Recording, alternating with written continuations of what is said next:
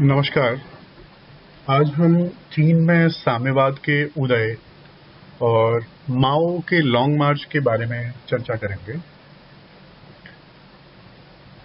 साम्यवाद विश्व के राजनीतिक सामाजिक परिदृश्य में एक ऐसी विचारधारा है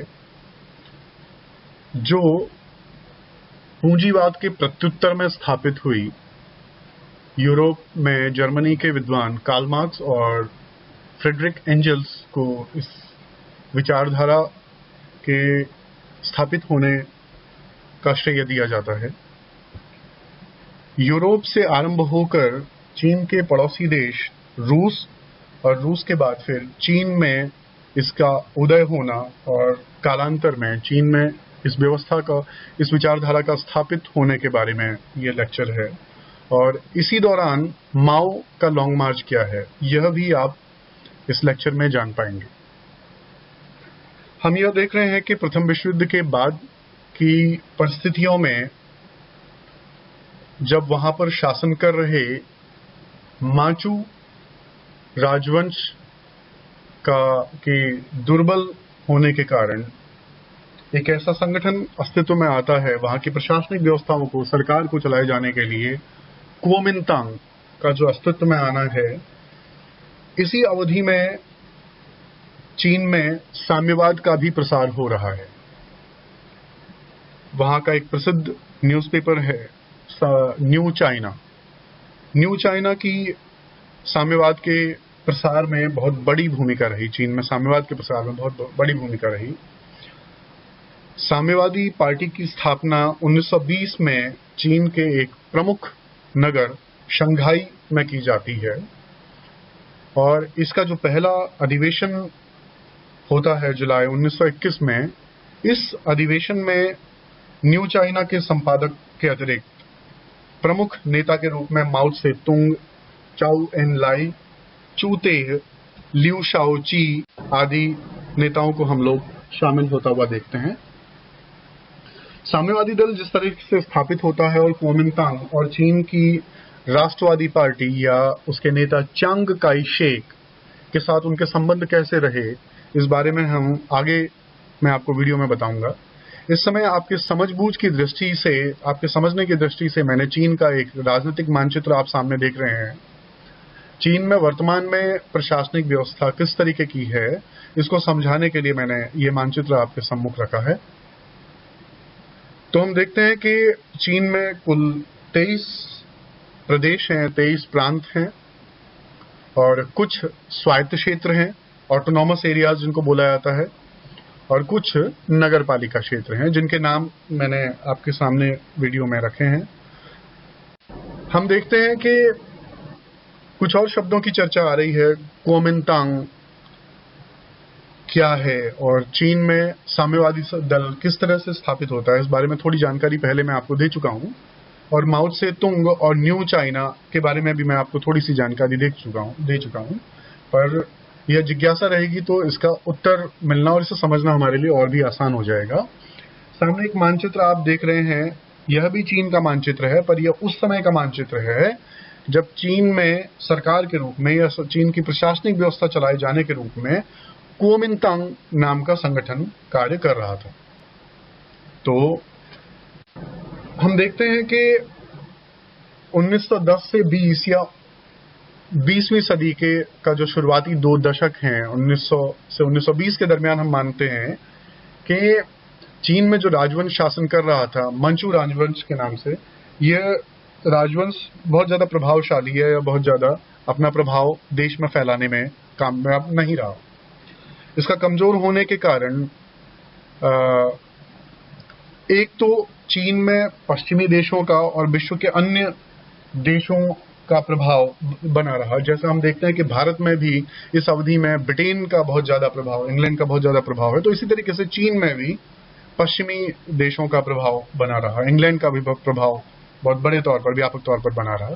तो हम देखते हैं कि चीन में जो मांचू राजवंश है, इसकी उपस्थिति के बावजूद अब चीन का प्रशासन या सरकार चलाने के लिए एक संगठन स्थापित होता है जिसको हम कुओमिंतांग करके जानते हैं। कुओमिंतांग चीन चीनी जो शब्द है इसका अर्थ है चाइना नेशनलिस्ट पीपल्स पार्टी, यानी कि ऐसे लोग जिन्हें चीन में चीनी राष्ट्रवादी नाम से भी जाना गया। तो कुओमिंतांग का प्रभाव पिछले मानचित्र में भी मैंने आपको दिखाया था कि 1928 से लेकर 1937 तक हम प्रत्यक्ष तौर पर देखते हैं। इधर दूसरी तरफ हम ये देख रहे हैं कि 1920 के बाद न्यू चाइना के जो संपादक हैं चेन तू शू और अन्य जो माओ से तुंग हैं या अन्य जो नेता हैं उनके प्रभाव से चीन में साम्यवादी दल की स्थापना हो रही है और साम्यवादी जो विचारधारा है उसका भी बहुत तेजी से प्रभाव चीन में फैल रहा है। चीन की जो साम्यवादी पार्टी है यह घोषणा करती है कि चीन में जो मजदूर और किसान जो बहुत बड़ी संख्या में है, बहुसंख्यक हैं, उनको ध्यान में रखते हुए साम्यवादी दल की नीतियां होंगी। साम्यवादी दल ऐसी संवैधानिक व्यवस्था तैयार करेगा जो मजदूरों और किसानों के लिए व्यापक रूप से कल्याणकारी हो।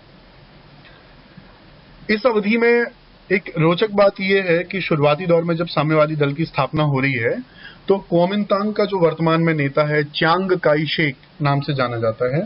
चियांग काई शेक और साम्यवादी नेताओं के बीच में माओ से तुंग जिन्हें हम जानते हैं, इनके बीच में बहुत बेहतरीन तालमेल बना हुआ है।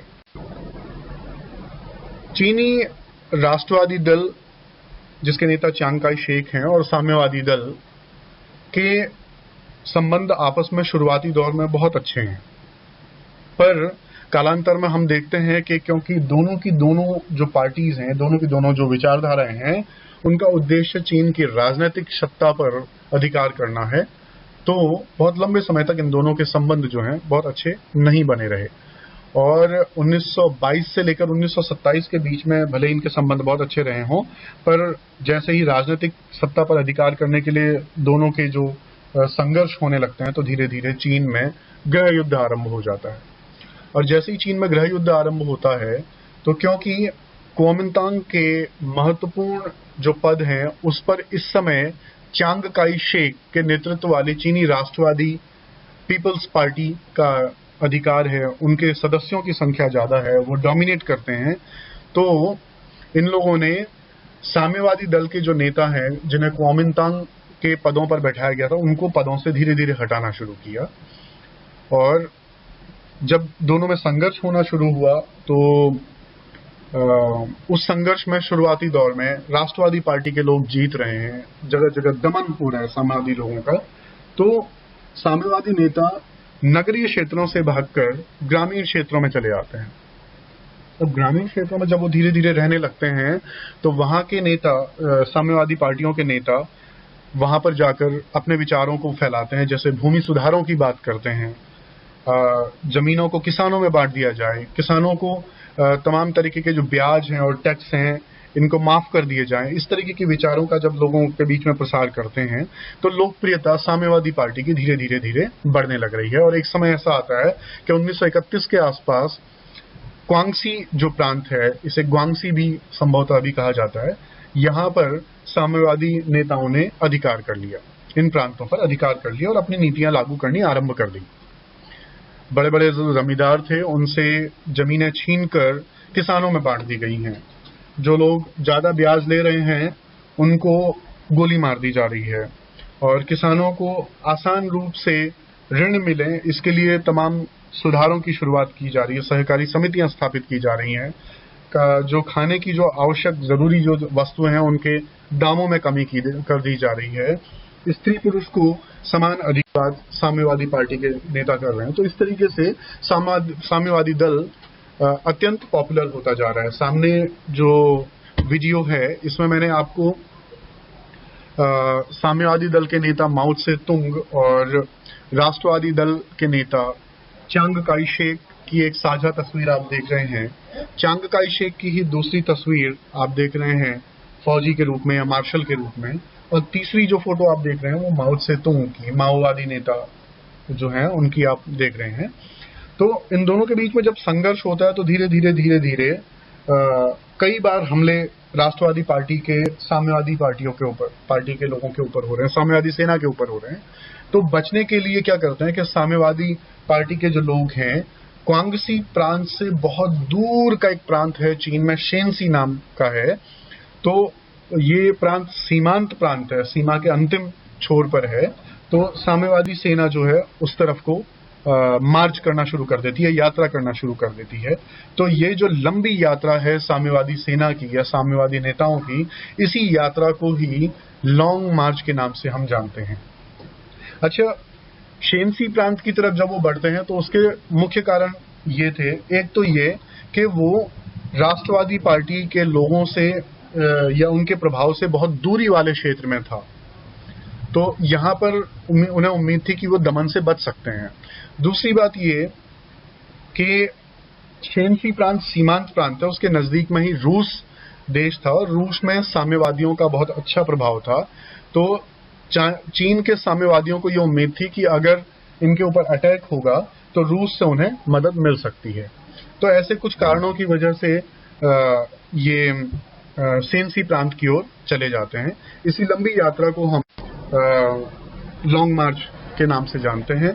आगे वीडियो में आप दो स्लाइड्स, दो फोटोग्राफ्स और देख रहे हैं। एक तो क्या बोलते हैं, ये माओवादी नेता माओ से तुंग की है और दूसरी फोटो लॉन्ग मार्च का एक मानचित्र के रूप में है। 16 अक्टूबर 1934 से आरंभ होकर 1935 तक यह लंबी यात्रा चलती रही। 300-350 दिन या उससे भी अधिक समय तक ये यात्रा, लगभग 6000 मील की यात्रा थी और कई सारी छोटी यात्राएं हैं। तो इन्हीं यात्राओं को जो है लॉन्ग मार्च के नाम से जाना जाता है। हम यह देखते हैं कि लगभग 1 लाख साम्यवादी सेना क्वांगसी प्रांत से लेकर शेनसी प्रांत की तरफ बढ़ती है और अंततः इस लंबी यात्रा, इस कठोर यात्रा के फलस्वरूप मात्र 20% सैनिक बच रहे हैं वहां पहुंचने तक, शेनसी प्रांत पहुंचने तक, और बाकी सारे लोग मारे जा रहे हैं। तो इसी को लॉन्ग मार्च के नाम से जाना जाता है। इस वीडियो में मैंने कोशिश की है कि चीन में किस तरह से साम्यवादी पार्टी की स्थापना का जो शुरुआती दौर है और उनके कुओमिंतांग में क्या भूमिका रही और राष्ट्रवादी पार्टी या चांग काई शेक के साथ उनके संबंध शुरुआती दौर में कैसे रहे और बाद में किस तरीके से बदलने लगे, यह मैंने आपको थोड़ी जानकारी अलग अलग फोटोग्राफ्स के माध्यम से और देने की आपको कोशिश की है। इसके आगे के वीडियो में हम कोशिश यही देखेंगे कि साम्यवादी पार्टी की चीन में विधिवत स्थापना कैसे हो जाती है, राष्ट्रवादी पार्टी कैसे कमजोर पड़ रही है। इसके अगले वीडियोस में आप देखेंगे। अंत में मैंने एक पहाड़ के एक फल हिसालू जिसे हम कहते हैं उसके बारे में इसकी एक फोटोग्राफ आपके सम्मुख डाली है। झाड़ियों के रूप में उगने वाले इस फल, यह बहुत रसीला स्वादिष्ट फल होता है। जैसे स्ट्रॉबेरी या अन्य कई सारे जो फ्रूट्स हैं उसी तरीके से ये पीले आप देख रहे हैं, कुछ पके हुए, कुछ नहीं कम पके हुए कच्चे फल इस फोटो में आप देख रहे हैं।